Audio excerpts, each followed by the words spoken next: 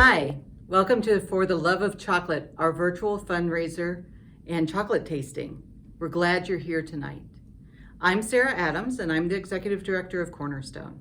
And while I wish we could be live and in person, I'm very thankful that you've come tonight and supported us through our virtual fundraiser. So let's get started. Feel free to take the video, fast forward it, rewind it, stop it where you need to. Create your own experience of exploring the wonderful world of chocolate. I'll be back after it's over, and I have some great and exciting news to share with you about the future of Cornerstone. Thanks for being here.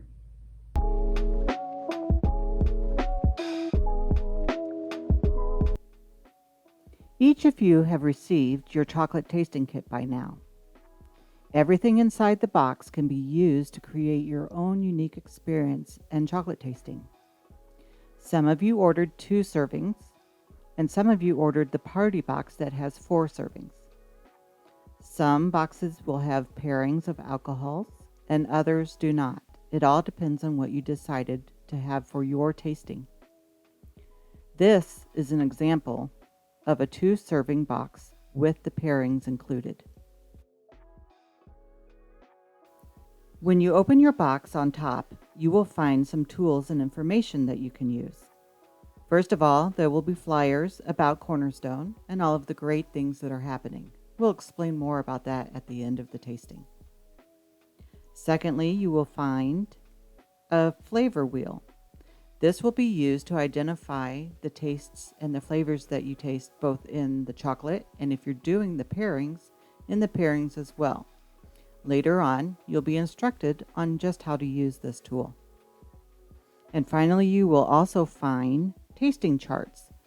These charts are designed so that each of you can write down and record different elements of the tasting as you go along.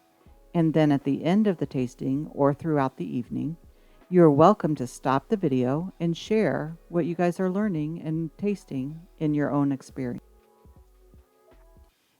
Let's look at the items that are in the box. The first ones are that everybody has an apple and crackers. These are palate cleansers. Later on in the video, Felicia will give you instructions on how to set these up so that you can use them throughout the tasting to cleanse your palate in between chocolates. Next, you'll find the chocolate bars. If you have a serving of 2 box, you'll find 5 bars. If you have a larger box for 4, you will find 10, 2 of each type. Each of the bars are individually wrapped. You're going to want to unwrap them and break them apart and share so that everybody has ample supply of each type of bar. Next, let's take a look at our pairings. First, if you did not order the pairings, we recommend that you get some milk or your favorite drink to drink alongside of your tastings. If you ordered the pairings, in your box you will find wine bottles and also liquor bottles. The wine bottles are 2 servings each, and all liquor bottles are in single serving sizes. You might want to get some cups or not. We feel that's up to you. And finally, you'll find some plates and napkins. These are just to help for a fun experience. Add what makes it special to you, and we hope that you have a great time.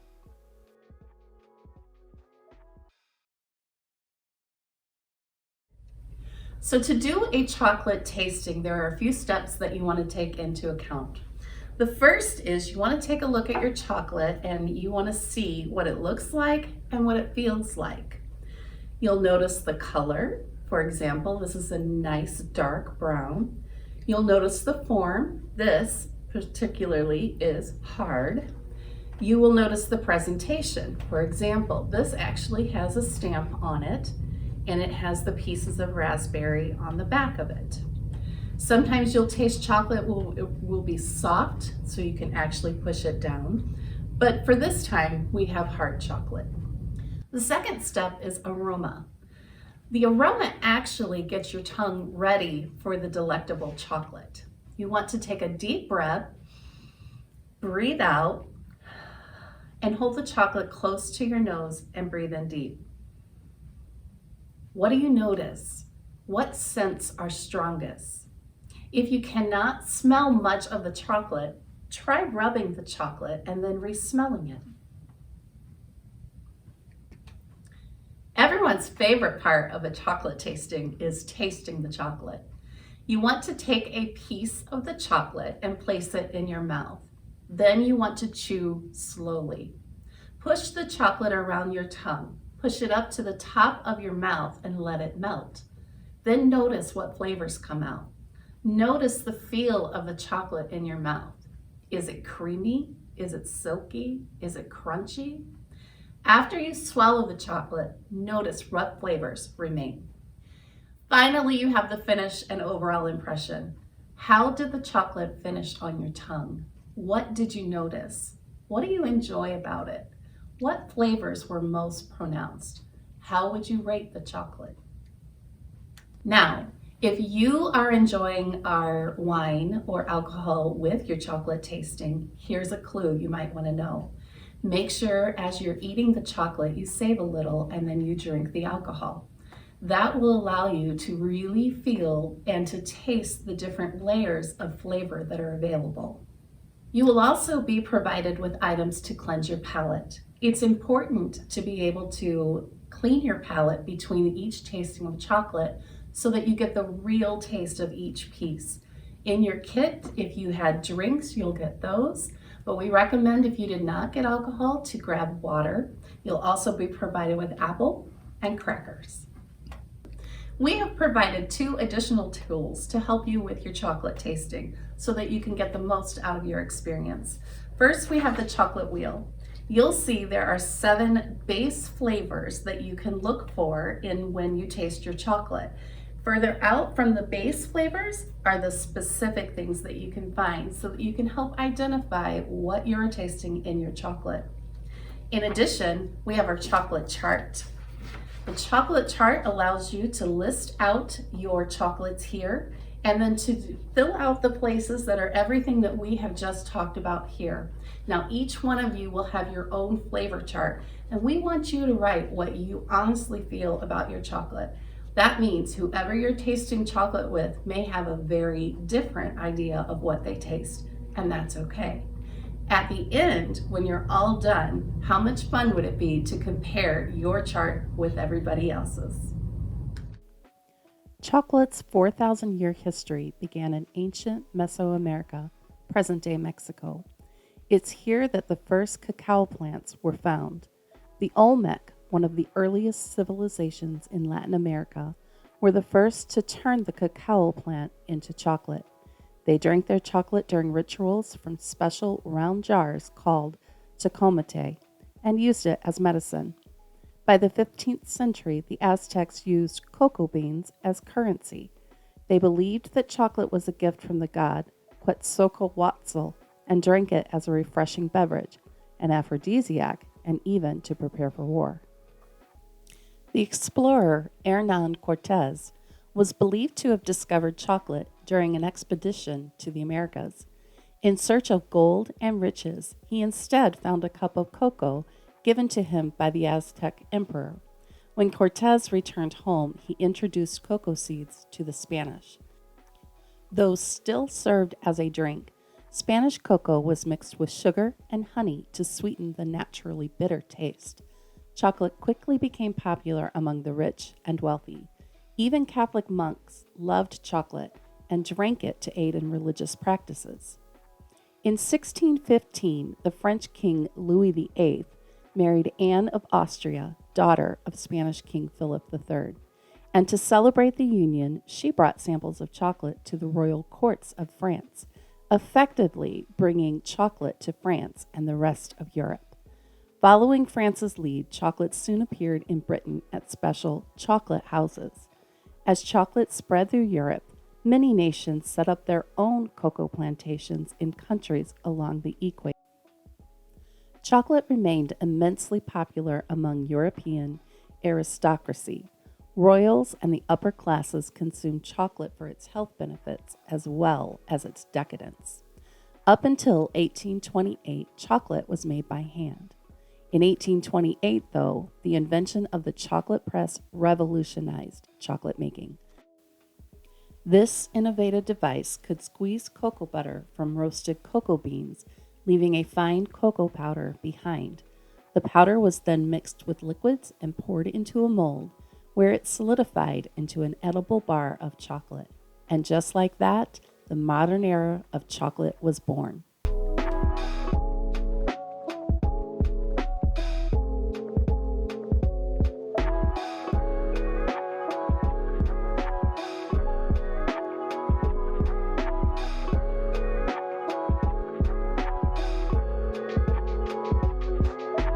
So I will be doing the 72% dark chocolate with our red wine blend.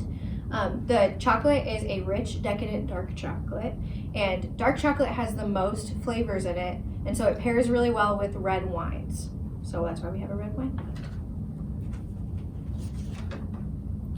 So touch, it feels hard. I can tell it's gonna be crunchy. It's not melting at all on my fingers. I love dark chocolate, so I'm really excited.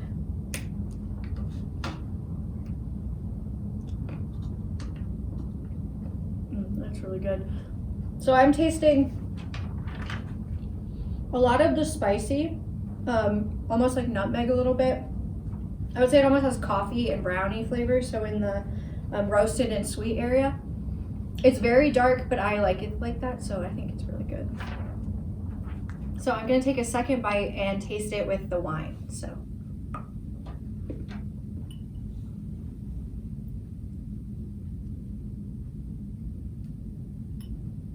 That's so good together. So the chocolate, you still get all of those coffee notes and the roasted and sweet notes, but then the wine, you don't expect it, but then there's almost like a fruity sort of flavor to it. So a little bit like berry and cherry, and it really complements the chocolate really well. And the chocolate takes away some of the bitterness from the wine, and it pairs fantastically.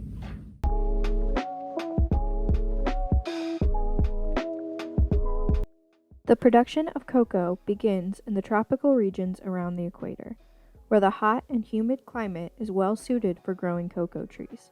70% of the world's cocoa beans come from 4 West African countries: Ivory Coast, Ghana, Nigeria, and Cameroon.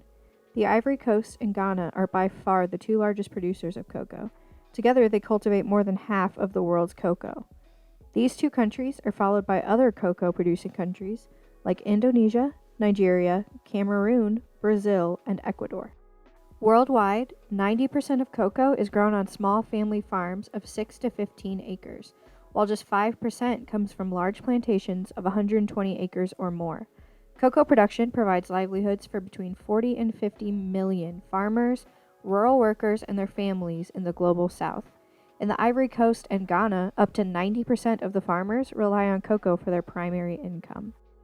Growing cocoa is hard manual work and very labor-intensive, as caring for and harvesting the beans requires close and continuous attention.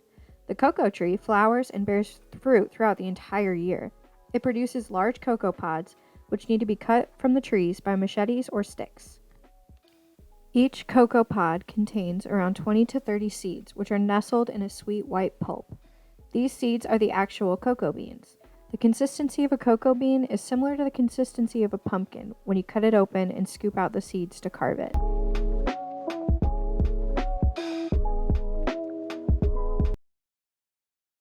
I am tasting the sea salt splash with Captain Morgan rum. I have a bigger bottle, you guys have a smaller bottle in your box. This is a rich, creamy, dark chocolate with sprinklings of Crispies and a splash of sea salt. So rum and chocolate come from similar places geographically, so they pair well together. So I'm going to open it up now and take a little piece. This is definitely a hard chocolate. It's not really melting in your fingers as you're taking it off or anything. The bottom, you can see and feel the Crispies in the bottom, and then the top is pretty smooth. All right, now we're going to smell it. I can definitely smell the dark chocolate. You can't smell any sea salt or the Crispies or anything. And now we're gonna taste it.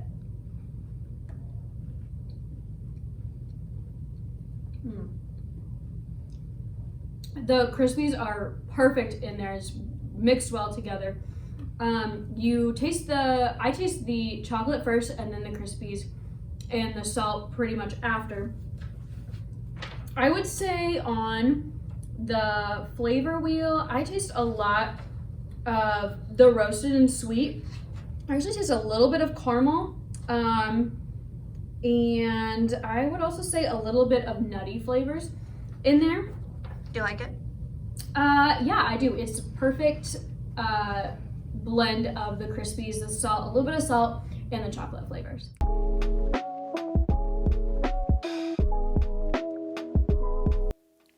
It takes a whole year's crop from one tree to make 2 cups of cocoa. As pods do not ripen at the same time, the trees need to be monitored continuously. Cocoa is also a very delicate crop, easily affected by changes in weather and susceptible to diseases and pests.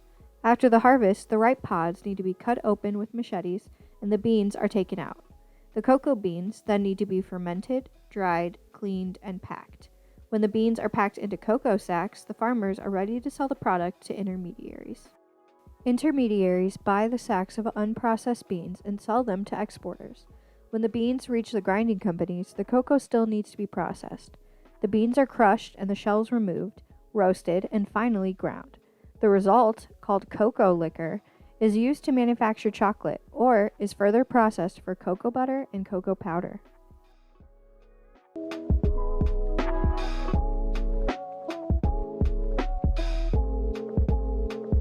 I have the Indiana popcorn bar. It's milk chocolate and popcorn ground up. I also have the Maker's Mark. I have a large bottle. You'll find smaller bottles in the box. Really excited about trying this one. You know, milk chocolate and bourbon go together really well because of the fact that they have the same palate. Find a lot of honey and spices in it. So when I look at the bar, I can feel the popcorn in it. It feels really bumpy on the bottom, smooth on the top. Smells like chocolate with a little bit of salt. So I'm gonna taste it.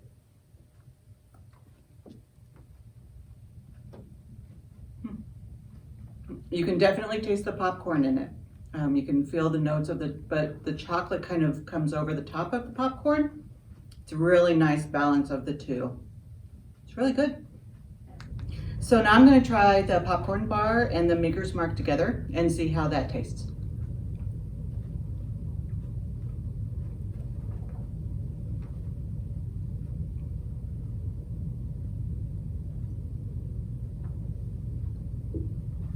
It's a really good combination. So looking at the wheel, I'm really staying over here with the taste in the roasted and the sweet area. I see the honey. I taste the kind of the caramely area, but then also in the earthy area, I'll taste the nuttiness. I know that's from the popcorn.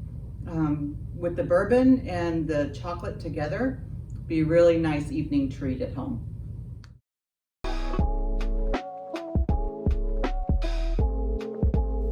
We live in a world where over 7 million tons of chocolate are consumed every year. And yet, most people don't know all that much about their favorite treat. Here are a few fun facts about chocolate. Chocolate was once considered money that literally grew on trees. In the Mayan civilization, cocoa beans were used as currency and were considered to be worth more than gold dust. In order to keep the value of the cocoa bean in check, cultivation of cacao trees was restricted. Otherwise, it would have been too tempting just to grow your own currency. Chocolate wasn't always solid or sweet. Until 1847, chocolate was a delicacy enjoyed in bitter liquid form. The British chocolate company Fry & Sons introduced the concept of eating chocolate after combining cocoa butter, sugar, and chocolate liqueur. Their concoction was more grainy than smooth, but it was still enjoyed by many. The recipe for chocolate was not easily created.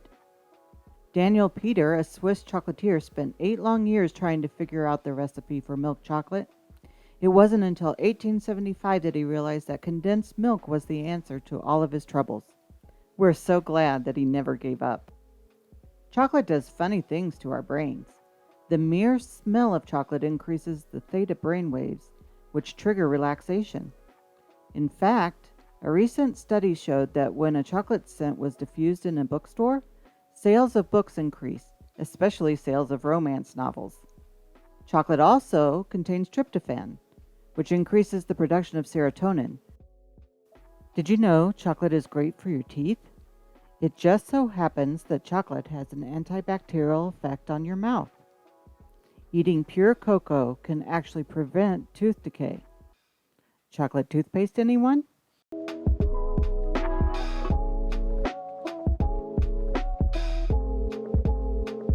So now we are getting ready to do the white chocolate and the tequila pairing. So I have this bottle of tequila right here, but you all will find a smaller version in your box. So it has a very hard texture. It doesn't really feel like it's creamy or it's not melting in my fingers.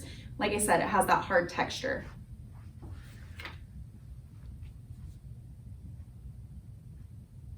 Okay, so it's very creamy and buttery. It's not melting in my mouth. I'm having to chew it, but it is very tasty. So if I had to guess the taste, I would say it's here in this blue section. Like I said, really buttery and creamy. So it's delicious. So now that I've had a nibble, I'm gonna go ahead and I'm gonna break off another piece and I am going to try the tequila with it. So.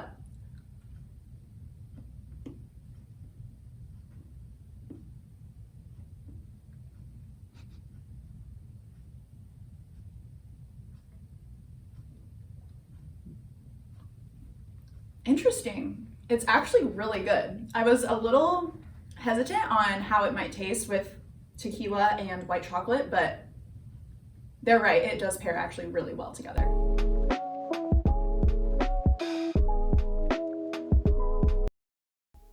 You have already learned that dark chocolate is made when the seeds of the cocoa plant are extracted from the pod and fermented, dried, and roasted into what we recognize as cocoa beans. The shells of the bean are then separated from the meat, or cocoa nibs. The nibs are ground into a liquid called chocolate liquor and separated from the fatty portion, or cocoa butter. To make milk chocolate, sugar and milk are first blended together, then they're mixed with chocolate liquor and flavorings and dried to create a substance called milk chocolate crumb. Next, additional cocoa butter is blended with the crumb, and the mixture is sent through the standard conching processes.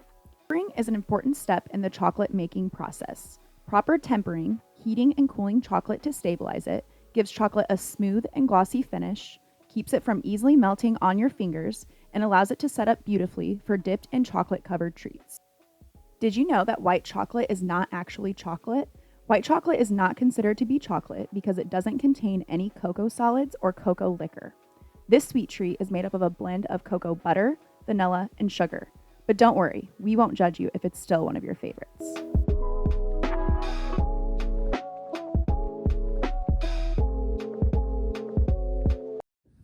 I'm tasting the tart red raspberry with Prosecco. This bar actually is a rich dark chocolate that has real raspberry pieces inside. You may wonder why we're doing the Prosecco. Well, the answer is it absolutely pairs wonderfully with both the tart raspberry and the richness of the dark chocolate. I can definitely smell the dark chocolate and it smells rich. And definitely the tart raspberries, it smells wonderful.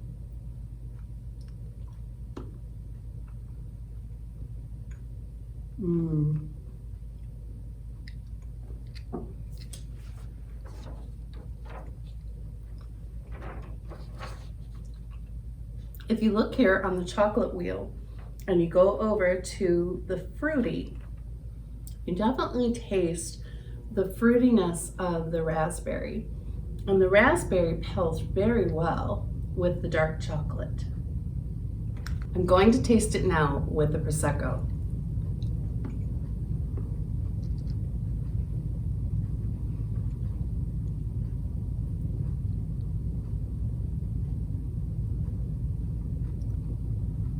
Oh, that's wonderful. The tartness of the raspberries kind of explodes in your mouth, and then it's like a warm hug with the rich chocolate. Very good.